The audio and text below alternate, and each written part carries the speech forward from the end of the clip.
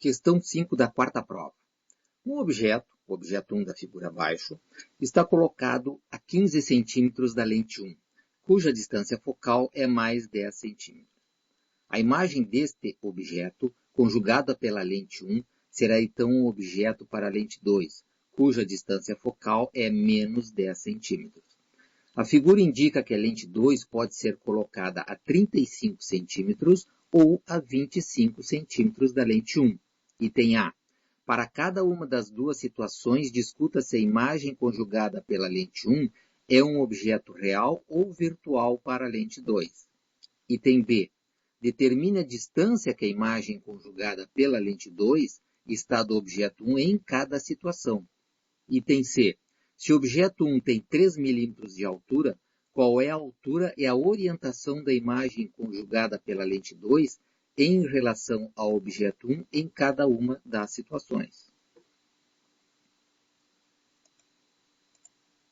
Para o item A, nós temos que P, que é a distância do objeto até a lente, é 15 centímetros, e a distância focal da lente é 10 centímetros.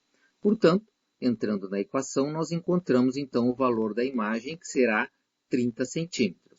Portanto, I estará 30 centímetros à direita da lente 1.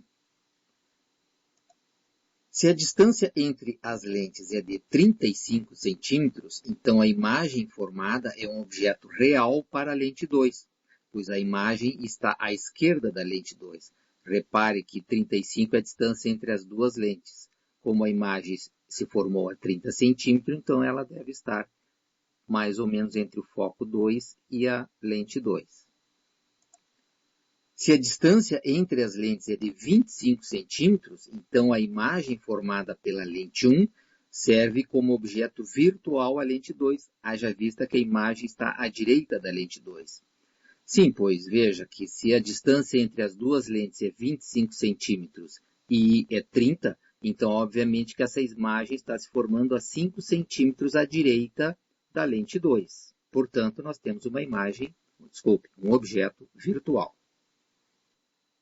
Para o item B, nós temos que se a distância for de 35 centímetros entre as lentes, nós sabemos que I1, já calculado, é 30 centímetros. E a 5 centímetros da lente 2, nós temos então o nosso P2, que é a distância do objeto até a lente. No caso, o objeto nada mais é do que a imagem I1. E F2, como ela é uma lente divergente, nós temos então que o foco é menos 10 centímetros, conforme dados do problema. Entrando então na equação, nós encontramos para I2 o valor de menos 3,33 centímetros. Ou seja, a imagem da lente 2 está 3,33 centímetros à esquerda da lente 2. Assim, a distância que esta imagem está em relação ao objeto 1 será dada por 15, que é a distância do objeto até a lente 1. 35 é a distância entre as lentes. E temos que descontar 3,33, que é o valor da imagem 2, pois ela está sendo formada à esquerda da lente 2. Com isso, nós encontramos o valor de D1 de 46,67 centímetros. Quando a distância entre as lentes é de 25 centímetros, então a imagem formada pela lente 1 está a 5 centímetros à direita da lente 2.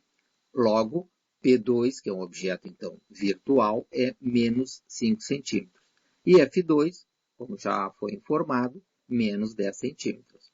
Entrando então na equação, nós vamos encontrar o valor de I2, ou seja, I2 de mais 10 centímetros. Ou seja, a imagem da lente 2 está 10 centímetros à direita da lente 2.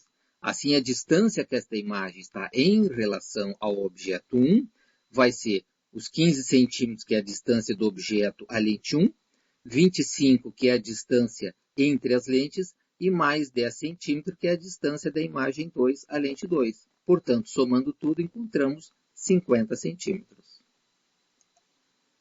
No item C, nós temos para a distância de 35 centímetros entre as lentes, nós podemos calcular a ampliação lateral, M maiúsculo 1, como o produto entre M1 e M2.